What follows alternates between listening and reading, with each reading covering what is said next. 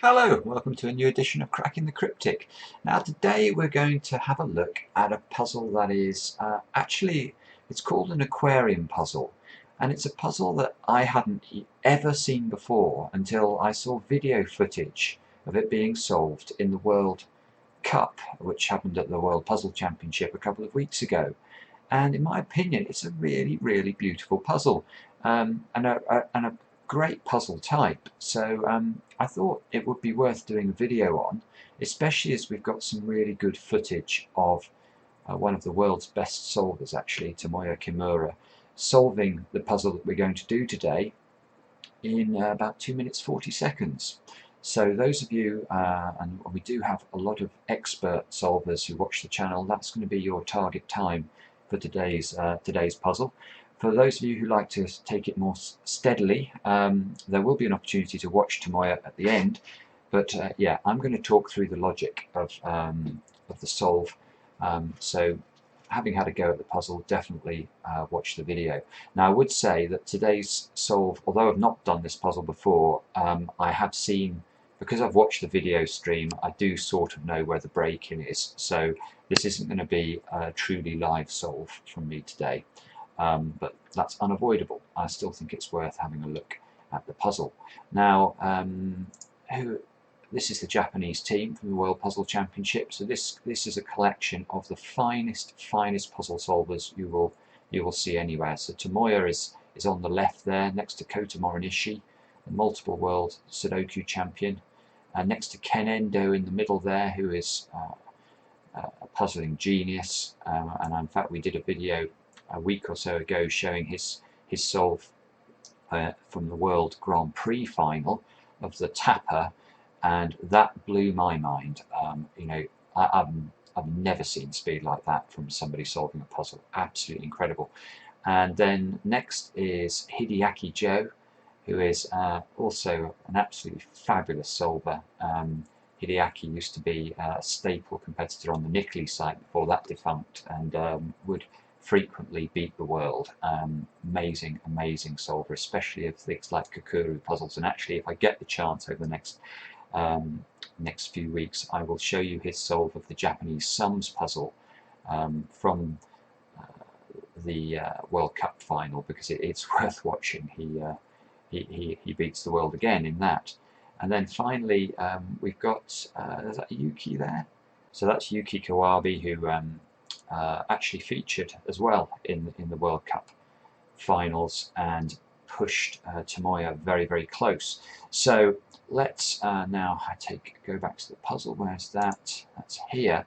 Now I'll talk through the rules in a sec, but one of the things I loved about this puzzle was have a look at the WPF, which I think stands for World Puzzle Federation, there in the grid, which is a really lovely touch. A lot of these puzzles, because they're hand designed, the puzzle compilers get extremely creative in terms of what they can hide in these grids, and it's yeah, it's a pleasure to see.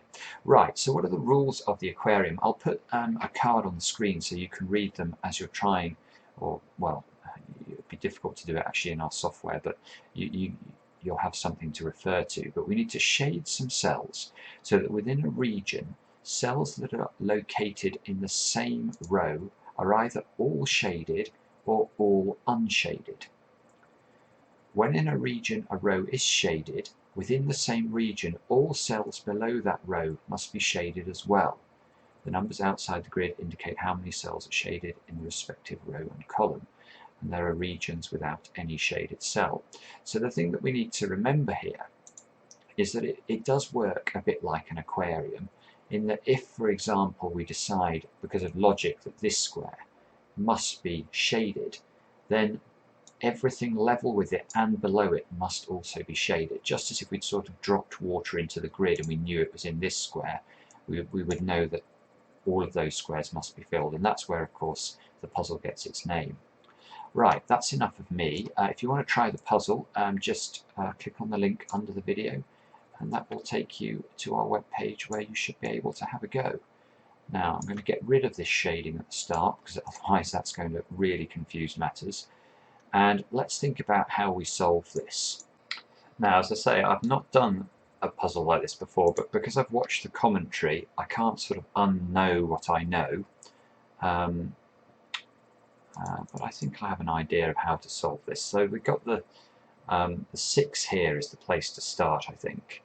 And the reason for that is that if any of these squares are not in or are not shaded squares, then because this is a 10 by 10 grid, the maximum number of shaded squares we could make from the rest of the row would be 5, and that wouldn't complete the clue. So as we know at least one of these is in, they are all in, because we must treat them the same. If water comes into the grid, it would settle at the same level. So I'll use red to indicate squares that must be that are shaded, and I use green for not shaded. And then this P shape look. So because we know water will go to the same level, if this square is in, this square would also have to be in, and that would break the 6th clue. So neither of these can be in, they must both be green, which means everything above them must also be green within the same region. Now, the W here is a little bit interesting, because these 3 squares must have the same parity. They're either all filled or all empty. Now you can see if they're all empty, that would give us 6 empty squares in this row, which is too many, because I need 5 shaded squares. So as one of these must be in, they must all be in.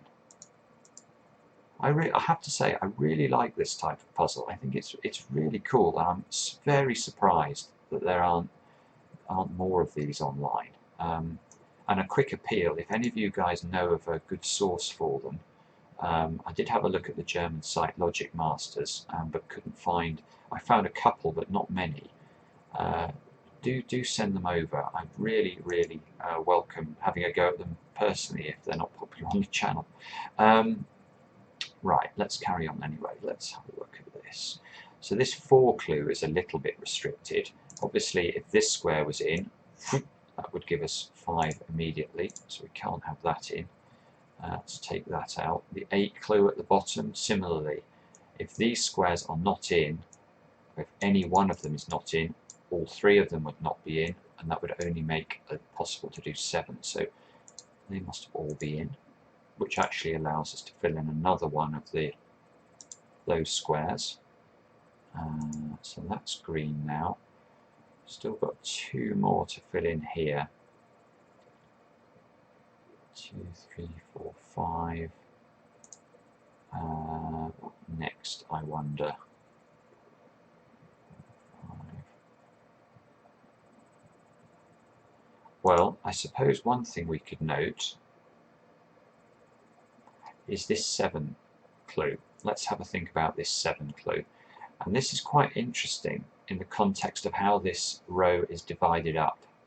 You can see it's a 3, a 3, a 3, and a 1. Now, given that I have to treat each separate shape, if you like, as its own block, I can never have 2 cells from this shape in and not all 3. You can see immediately that this little cell at the end is going to have to be in.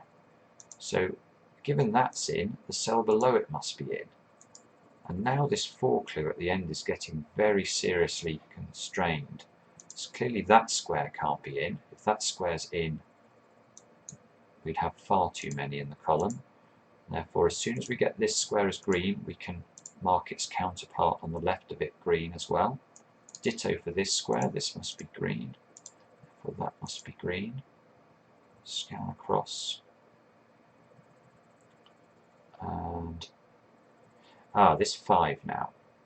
This 5 is important because if any of these squares is not in, they'd all not be in. We'd have 6 green squares in the row. Well, we need 5 shaded squares, so at least one of these is in, therefore they're all in. Right, and as I've started to think about this 7, I'm not going to beat around the bush. This is the tipping point in this puzzle now. And it's a really lovely piece of construction and logic. So what we need to do is to notice something we've already sort of tacitly noticed, which is within this 7 row, exactly 2 of these 3 areas must be in. Now, if they're shaded, you can see from the shapes, they all poke down into the 3 row. So whichever 2 of these we choose, say we chose those 2, they would give 2 shaded squares in the 3 row and complete it. And therefore, whichever 2 of these we choose, it's never going to be possible for there to be any shaded squares in any of those cells. Otherwise, we're going to have too many cells in the end in the 3 rows, sorry. So those must all be green. But even further than that, it's really gorgeous, because you'll notice that within the 5 row we've already got 4 shaded squares, and exactly 2 of these shapes poke down far enough to reach the 5 row. So if we did try and make these 2 shapes the correct shapes for filling the 7 row, we would break the 5 row. Therefore, this shape must be contributing to the 7 row. So as all those 3 must be red, this one must be red as well. And look at that. Bang! We've now completed column 5 of the grid with these 5 red squares. So we're able to go greens, greens. And then one thing you have to be careful of once you do this in this puzzle is to make sure you mark off all of the other same level shapes. So you can see actually this shape at the bottom, this sort of Z shape, has no shaded squares in it. That must be entirely green. And what else can we see here? Well, the other thing is this, because we know this 5 row will be completed either by a red square in that position or that position, these 2 squares must both be green. So let's fill that in. And what else could we do now? We must be careful with this 5 clue. This one can't be red, otherwise we'd have 3, 4, 5, 6, so that one must be green. Now the moment we make this one green, we can make these 2 green. And the moment we do that, it has an impact on this shape now. We know that at least one of these must be red, therefore they're all red. Otherwise we won't have enough red squares to make the 5 complement that we need. Now as these squares have got water in, the square below them must also have water, so let's fill that in.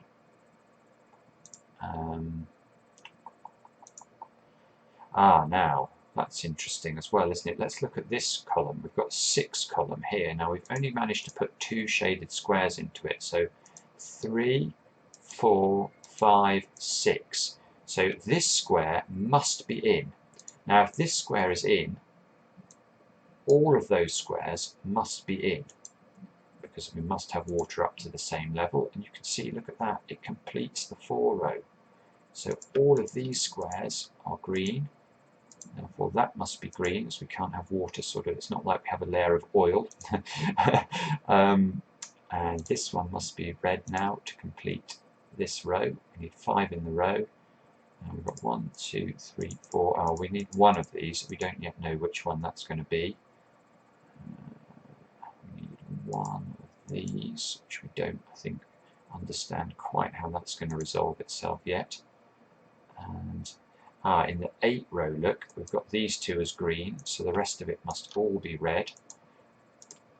I think the bottom row, if there's a big number in the bottom row in these puzzles, because the water flows down, that's not necessarily going to be a surprise and wouldn't ordinarily be a place to start, especially when it's so bitty across this bottom row. You can see there's sort of 2s and 1s, and there's only one bigger region.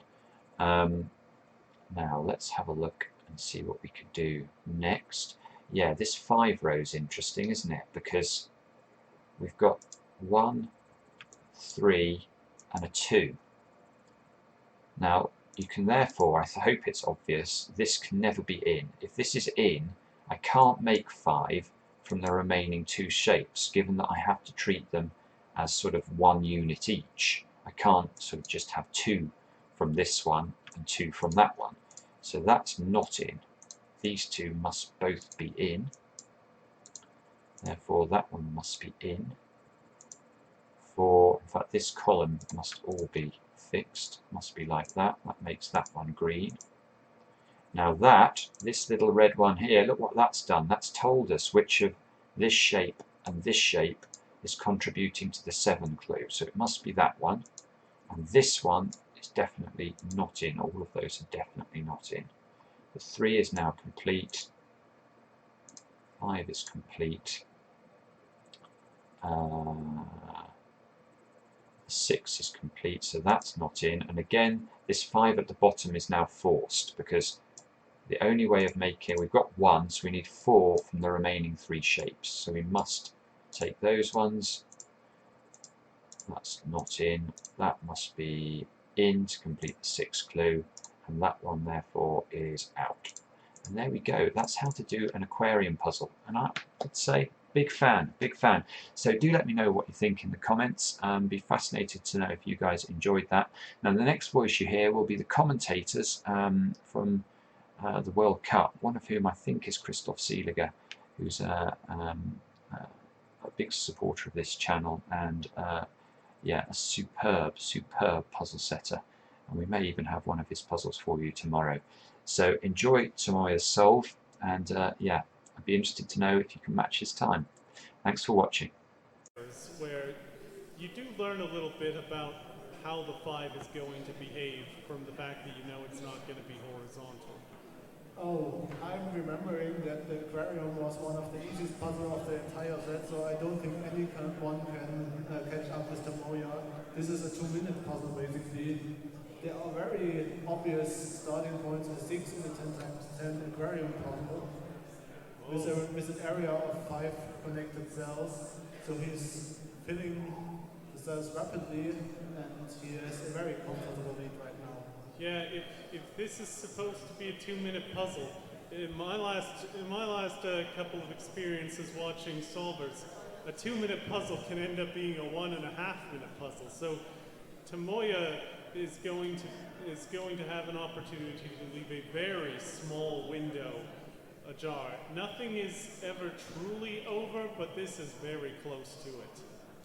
This puzzle has basically one advanced step. There is a 7 in the middle row and a 3 below it, and these two interact very heavily. And once you figure that out, you're almost done. So this is the only advanced step you need here, and after that it's just an exercise in filling cells very quickly.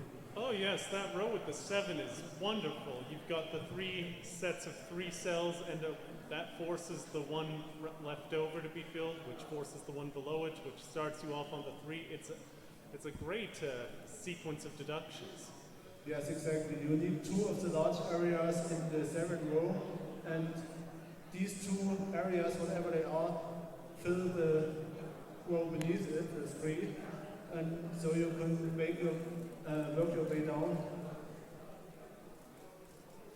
I think he almost found this step, or he has already, yes, I see he has marked a great many empty cells, and he's definitely getting somewhere. Unlike Philip. Yeah, Mikhail's seemed to slow down a lot on the Shikaku as well. Yuki Kawabe is just firing rectangles into that grid with reckless abandon, rectangleless abandon. Yes, but given the speed at which Tomoya is solving the Aquarium, I don't think Yuki is even finishing the 4th puzzle, let alone the 5th one. Yeah, the window is closing very rapidly. Only half a dozen cells left to fill. Even if he makes a mistake here, he has so much time left to spare. He is heading in the 5th puzzle, and I think this is over. Even if he has made a mistake, he can